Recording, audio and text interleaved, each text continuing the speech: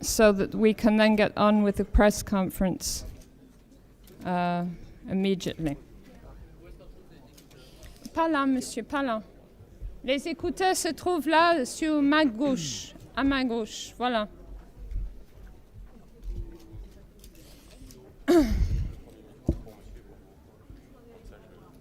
Yes.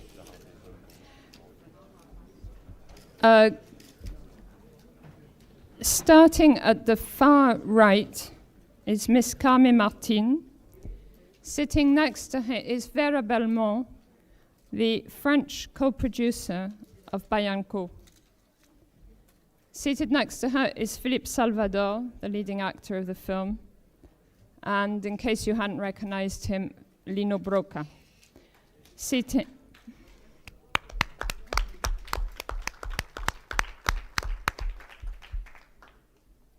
Seated next to Lino is Gina Alajar, who is the leading actress of the film. And immediately on my right is the Filipino producer, Tony Gonzalez, who also deserves some applause. Messieurs, Mesdames les photographes, je crois qu'on fera une séance tout de suite après sur la petite terrasse à côté. Donc, je vous remercie de partir maintenant pour qu'on puisse commencer cette conférence de presse. Voilà, merci.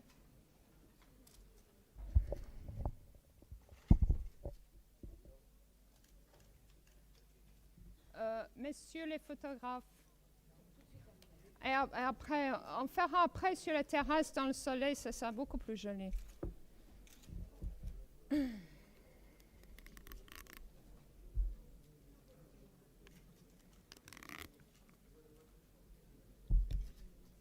Merci.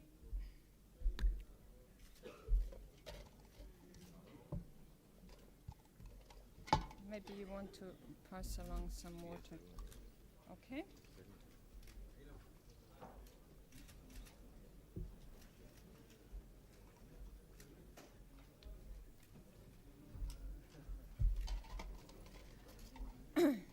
Bien. S'il vous plaît, les photographes. Merci. Vous vous asseyez au moins, monsieur, et au moins la politesse, parce que les gens derrière ne voient pas à qui est adressée la question. Merci. Voilà, merci beaucoup. Since everybody speaks English here, I think I have to ask the questions in English. So, you have the French translation. Vous avez tous la traduction française, d'accord? Où est la première question, s'il vous plaît? Je pense que tout le monde ici a été très impressionné par ce film. So let us start with the first question. Please, could we have a microphone here?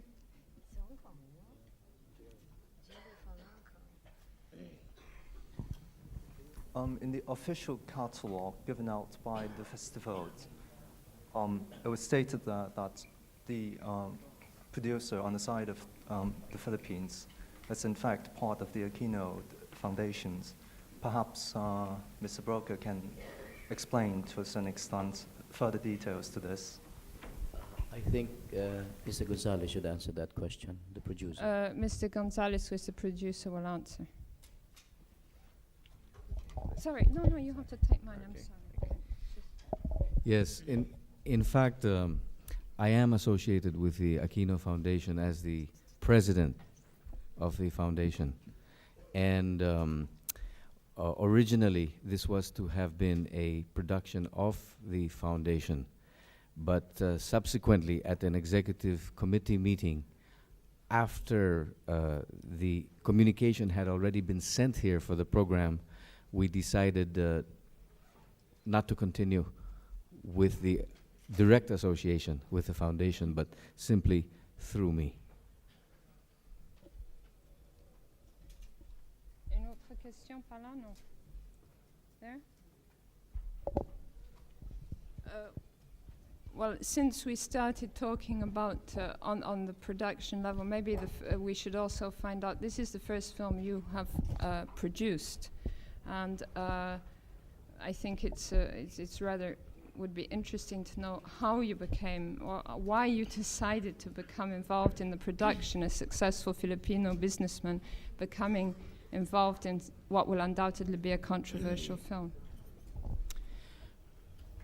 Very simply, Mr. Brocka, who is the most famous director in the Philippines, and I share the same views regarding the same current subject, and we discussed how to best continue expressing these views that Mr. Aquino sprang loose, you might say, with his fateful trip on August the 21st.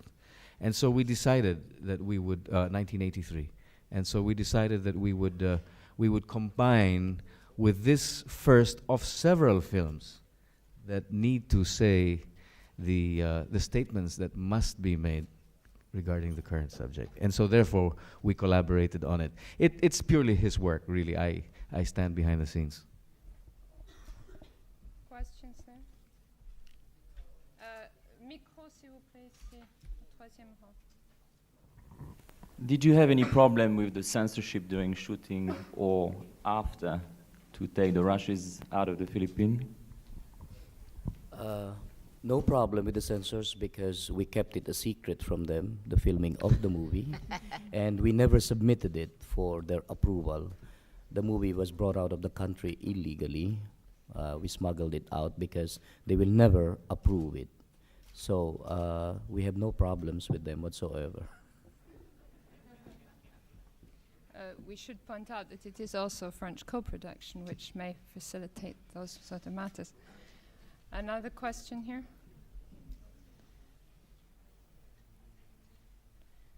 What happened to you all this morning? Usually you're much more vociferous, you know. What's the matter?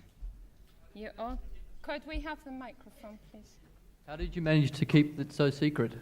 At the same time that I'm making this, I have a couple of other productions that are at the post-production stage. These were sex dramas, and so that kept the publicity men talking about the sex dramas that I was doing. And since I had Carmi Martin there and the late Claudia Zobel, they thought that I was doing another sex drama with some action thrown in with Philip Salvador. They never thought what it was all about. They never knew what it was all about. Questions here? Monsieur, un instant s'il vous plaît, le micro. Monsieur de Brocka, Mr. de Brocka, what will happen if you go back to the Philippines now? Frankly speaking, we don't know. We just keep on testing. I have been asked that question many times, and the only answer that we can say is that we don't know. The situation is so uncertain. I wouldn't want to look like a victim in the sense that they're after me. No. To be fair to them, it's just that we keep on pushing and we keep on, like we were able to bring it out. And so now the next step is I think we'll try to bring it in, hopefully with enough pressure on their part, enough pressure from us so that they would show it uncut. Because we know very well with the present situation and the present political situation in the Philippines, these are the kind of things that they wouldn't want to be shown. So at this particular point, I don't know what's going to happen. As a matter of fact, I'm supposed to come back after June 1st because we have Presidential Decree 1831, 1834, 1836, 1837, which imposes death penalty. And these are all presidential decrees, secret decrees that we have been trying to ask the president to repeal, not suspend, repeal.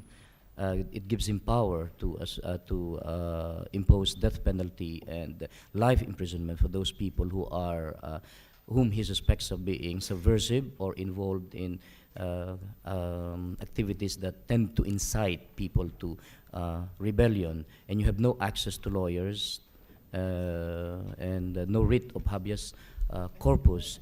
And the reason why I'm coming back on after June 1st, not after, right after the festival, is because for the election, it was lifted temporarily. For the election, this was lifted temporarily, but it's going to be in effect again after June 1st. So my lawyer advised me to call up after June 1st and find out who have been arrested or what the situation is. So that's the situation. We don't know. Il y avait une question là, s'il vous plaît, le micro. Là, voilà, monsieur. Ah bien, c'était la même. D'accord. Ici, micro, s'il vous plaît. Deuxième rang.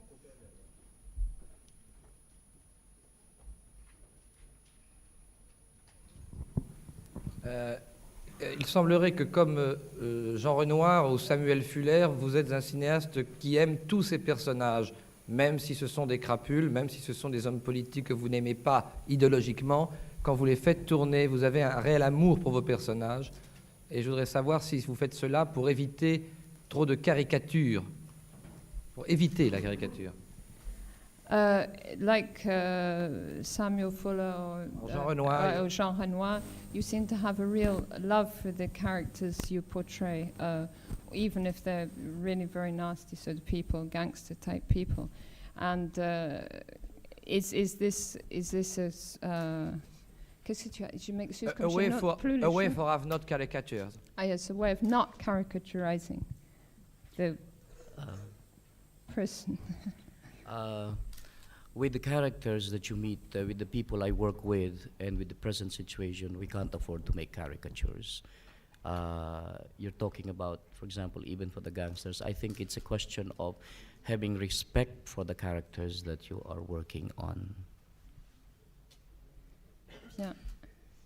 Est-ce qu'il y a une question ici? Monsieur, micro, s'il vous plaît. Ici, au deuxième rang.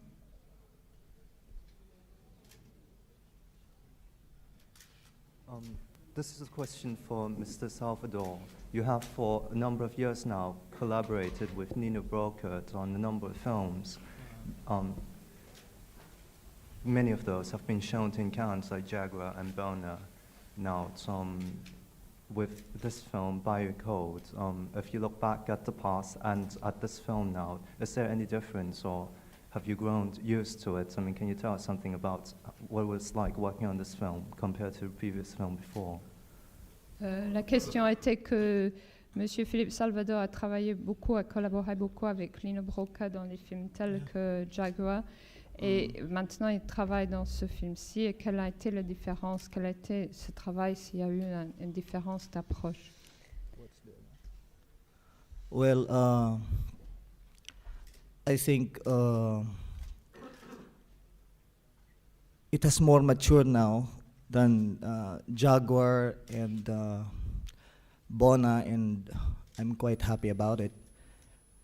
Though I'd still try to be better if ever I could be better next time. On peut peut-être aussi ask the same question of Miss Alajar about what she brought to the role. How did you work with Lino? I mean, what's the relationship? Well, I've worked with director Brocka since I was 10 years old. That was his first movie. And after 10 years, I got to work with him again.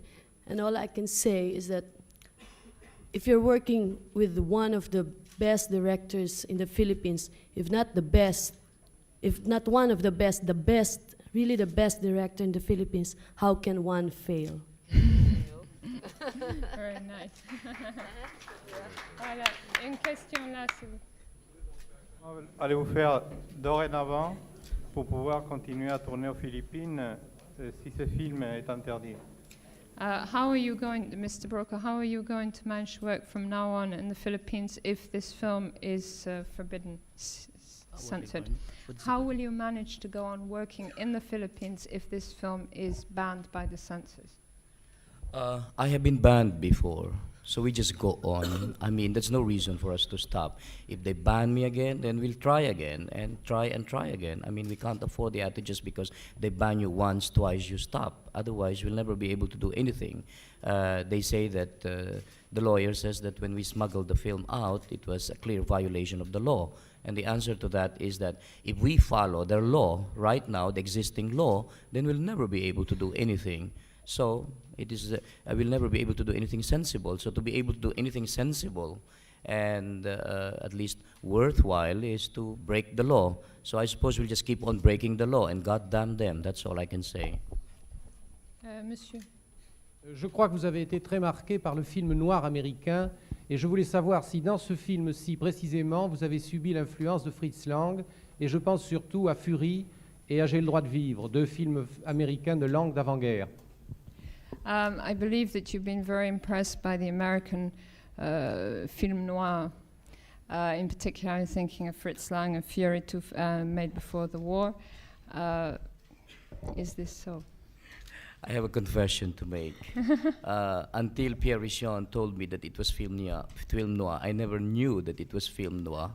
I have to confess to that, my ignorance of the film noir when I did Jaguar. But I did love the films of John Garfield. I loved Bogart and all those movies with the Bombshell, you know, and the Syndicate, and all those movies with Cathy O'Donnell and Dane Clark. I love those movies, and I thought that this was the best kind of genre that would fit very well with the kind of budget that I'm asked to work on, because we do very low budgets, and I don't have that many choices on what kind of films to make. So this kind of genre fits very well with the present Philippine situation. I'm able to do a lot of, because I'm asked usually to do sex dramas and violent action movies. So I said, why not do a sex drama with the social conditions as background? But that's it. It's only now that I guess I must confess to my ignorance about it. I didn't know anything about film noir until Pierre Richon says it was a film noir. And I said, what's a film noir? You know. Est-ce que là, il y a des... Oui, là, s'il vous plaît. Yeah, since Claude Billy just asked the question I was planning to ask, so I'll ask another one. Sorry. No, it's a very simple one. I'd like to ask Lino Brocka and his actors, in what way he directs them, especially in the slum sequences. I understand Lino Brocka works in full cooperation with the dwellers, the inhabitants of the slums. In what conditions does he work? Because I think it's extremely hard to shoot in those conditions. In what conditions? I think the people know the kind of movie that I'm doing. I have an easy time working in the slums because they know I've been shooting there before, and until I was told not to make any more movies about the slums, so I did not make any movies about the slums for the last 3 years. When I made Kapit sa Patalim, it was like homecoming, and so I was back to the slums, and it was just, I was home again, and the people welcomed me, and I welcomed them too, you know. So I worked very easily with the slums. In the first place, the people are very cooperative, and they know the kind of movie that I was doing. So the people are very cooperative in the slum areas that I work in.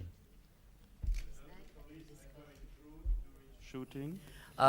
They know what I'm doing, but as a matter of fact, the policeman that you saw in the movie, the real policeman, the major is a real major. And some of them, I think, they know what it is all about, but they just decide to close their minds to it, and they just turn the other way, look the other way. But they know what I'm doing, but they feign ignorance of what is being done. All the policemen in the movie are real policemen. As a matter of fact, it was very funny. I must tell this because the major was in the Tarlac to Tarmac. I don't know if you have heard about that, but when the police stopped the joggers in Tarlac, one of the majors who were there was in the movie, the one who was playing. And I was, of course, on the opposite end, and I was one of the leaders of the protest march, you know. So it was going to be an encounter, and I saw him, and he saw me, and he turned around. And as I was shooting those policemen there, you know, with the close-ups, with the tracking shot, I was shooting the close-ups, and you could hear them. I could hear them saying, "Direct sorry, direct sorry." They were apologizing, "Direct sorry, direct sorry," and I didn't know them. I didn't know them. You know, they were just saying, "Direct sorry, direct sorry." Another question around here. Over there. Yes, next to Max. I just want to carry on with the same question concerning how you managed to organize the shooting of the crisis scene, the final climax, when the media is there, all the television stations, radio, newspapers, giving direct coverage of what is happening. We have friends in the press who are very sympathetic, even the working press, even with the controlled media, and they sort of cooperate. That's the only thing I can say. They know what I was doing, and it was a matter of just letting some people know that we're doing this movie. If they could just keep a low profile, not write about it too much, and they cooperated beautifully. And I'm talking not the media, not the press from the alternative media, but from the controlled media. I would like to ask a question to Vera Belmont, how she became involved in this very first co-production between the Philippines and France, which is... Okay. I'm sorry, I speak very bad, alors je vais parler dans ma langue qui est le français. D'abord parce que j'aime beaucoup les films... Comment? J'entends rien. Bon, je continue. D'abord parce que j'aimais beaucoup les films de Lino et que je pensais que ce serait bien qu'on l'aide.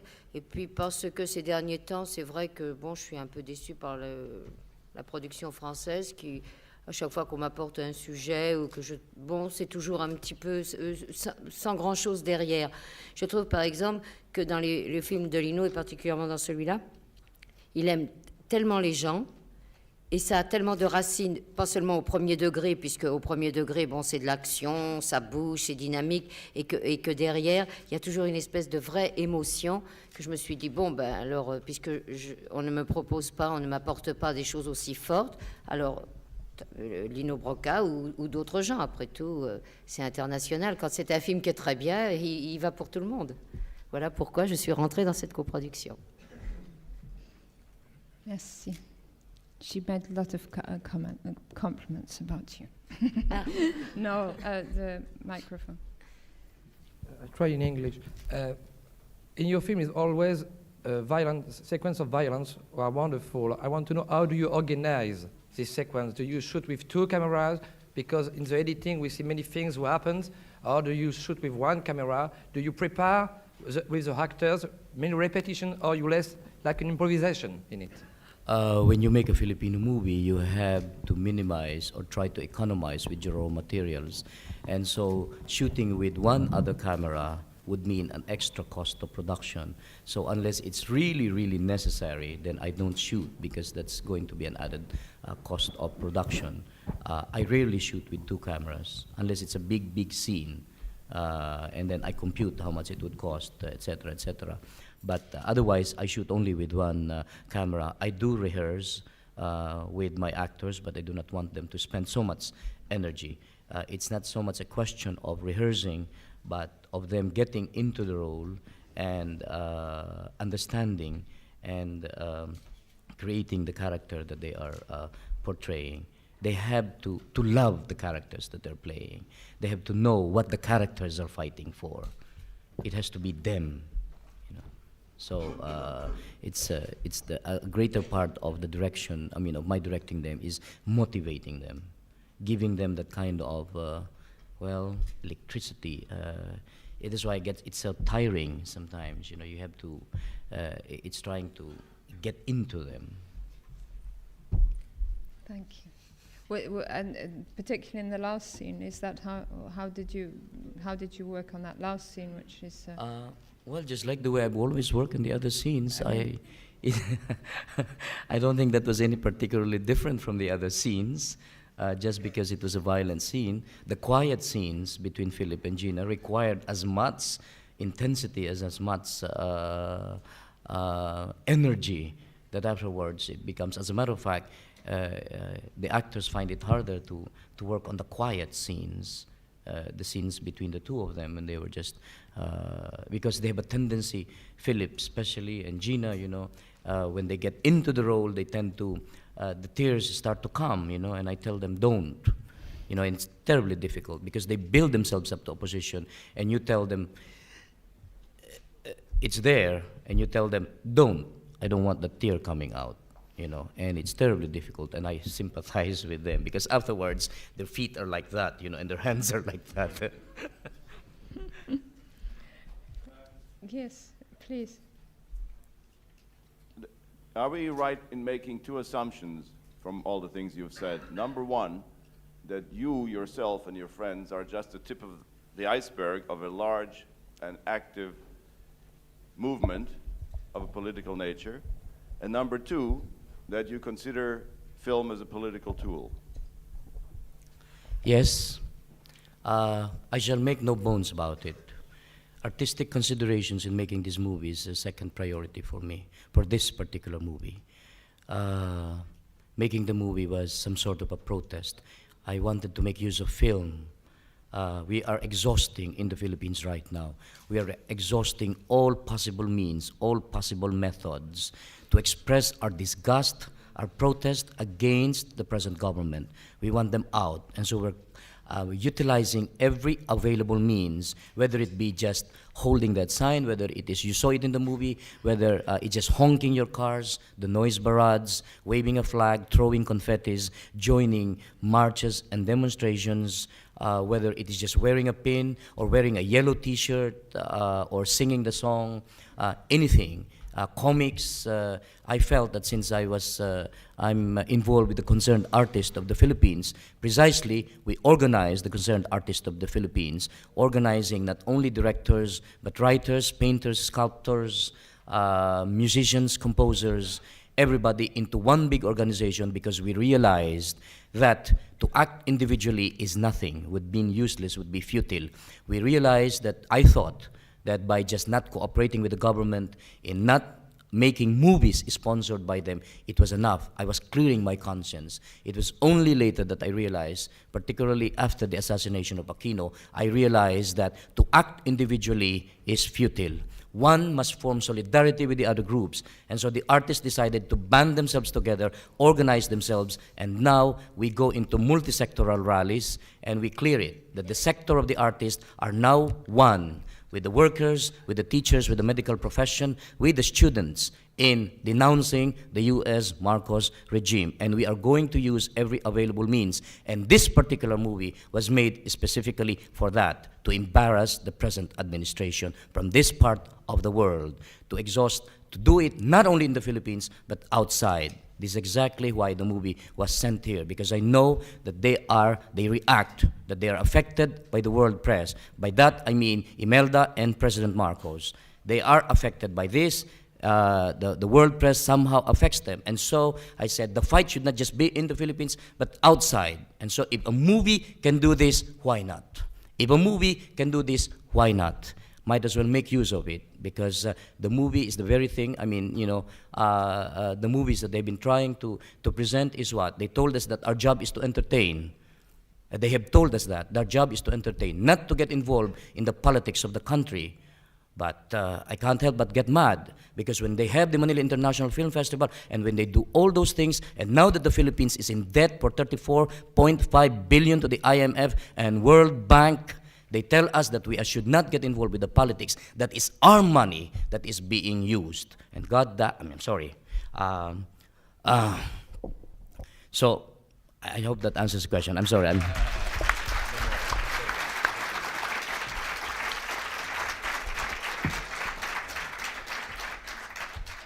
And there is another movie that's going to be shown on the 21st. A colleague of mine made a movie, Sister Stella L. It's about nuns that get involved in this. It's going to be shown on the 21st, and I do hope you come to see it, because we are trying to make use of film, because I think film is the most effective medium to politicize the people, to raise their level of consciousness. I'm speaking from experience, because I speak in those rallies, I go to the provinces, I speak to those laborers, I speak to those workers, I speak to those farmers, and somehow when they see it on film, it just, well, it affects them, and so the issues come out clearer because it is dramatized through the medium of film and this dramatic structure. So why shouldn't we use film as a political tool? I don't want to make a propaganda movie. It is not a propaganda movie in the sense that it is rammed down the throat. My concentration is still the dramatic structure of film. I would just like to add there that when I was talking to Lino yesterday, he told me that he had decided to stop making films and devote his time to this concerned artist to the Philippines, and he was traveling around the country talking to people in all these different fields, and that at the end of every meeting they would say, but why aren't you, why have you stopped making films like Jaguar, Inshang, Manila, and so on? And that he decided, with the whole conjuncture of things, that he really had to come back to making. But I think it was interesting that he was such a popular figure through the films, and it shows once again just how important this is. Some more questions here. There, please. Perhaps you could just comment on the results of the elections. Actually, two questions, that, and also, is there an alternate distribution system now in the Philippines if a film like that is banned? Is it possible to show the film in other ways so that people can see it? The first question I think should be answered by Mr. Gonzalez. The second question, as far as alternative distribution is concerned, no. But we are creating what we call now, since we can't have access to television and to newspapers, we have created alternative media. We have alternative newspapers, and it is going on. But as far as television is concerned, what I'm doing right now is doing Betamax presentations of issues, wherein we interview a particular leader on, for example, the boycott issue or the election issue. Why boycott? Why should we boycott? What is boycott? And we make several hundred copies of this, and it is distributed to the provinces. It's sponsored by different protest groups, and they are distributed to the provinces. So hopefully we keep this on every issue that is that we tackle. We put it on Betamax, and we send it to the provinces. And if one person is a Betamax, then he invites others. We call it pulong bahay, means house meetings. The first question. In respect to the first question, as to the analysis of the elections, I'm not a politician, but I can tell you only what our reaction is, and that is that first, Lino and I were against participating in the elections, and so we look at it quite objectively. After all that, because we're looking at it from the outside into the inside, but it seems to be as someone said earlier, at the tip of the iceberg, because we are aware that the expression of sentiment is even far larger than the actual official results of the election will be. In other words, it's possible that out of 200 legislative seats, the opposition, the opposition in general, political opposition, will get something like 60 or 70 seats now, which is far more than was expected. Far more. The net result is going to be basically an expression of disgust, of anti-feeling. And the fact that it has been allowed to happen is simply because of a tremendous amount of awareness, either through people like Lino speaking out. I must say that before it was fashionable to be in opposition, Mr. Brocka here is an extremely brave person. He was coming out and saying things before other people did. Today, thousands of people say things, still at some peril. But nevertheless, the results of the election demonstrate that there's no turning back anymore. August 21st, 1983 was a turning point, you might say. And from here on in, it's just going to be a steady erosion of the situation. And we don't wish Mr. Marcos harm, we just wish him out. That's all. Une question ici, et encore une question. When Werner Schroeter come back from Philippines, where he worked with students of cinema and he do film himself, he told me he was very impressed by the youth and by the strength of these new students in cinema in Philippines. And in his analysis, he thinks a new wave is very important, will grow up. Do you agree with his analysis? When Werner Schroeter came back, he did a documentary in the Philippines recently, and he said he was very impressed by the young people he met making films, and that he felt there was a new wave, students, yes, a new wave of students that was was emerging. And do you agree with that analysis? Oh, definitely. Definitely. As a matter of fact, the ones that are recording, documenting the protest movement, the numerous marches and rallies are students. And they have some short films, which I don't know whether I should tell you or whether it should be announced, because I'll tell you, I have some 3 films here that, but I wish you wouldn't announce that anymore in the papers, because the government would, because I was able to bring that in my luggage. But these are brilliant short films done by students who had to borrow raw materials. And the reason why I have them with me is because I plan to show them to some Filipino communities and raise funds so that they can continue making this kind of films. They can continue making. They need help, you know.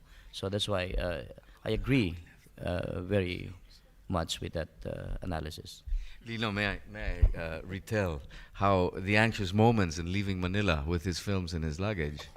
You know, it had to be, it was a real life drama. I mean, Lino was off in one direction, some of us were off in the other direction, going through customs and what all. And then, to top it all off, there was a little bit of drama in the sense that we had gone through immigration already, so that, technically speaking, we were out of the country, officially. And yet, somebody came up and asked us all for our passports, some plainclothes men. At which point, everybody did a double take.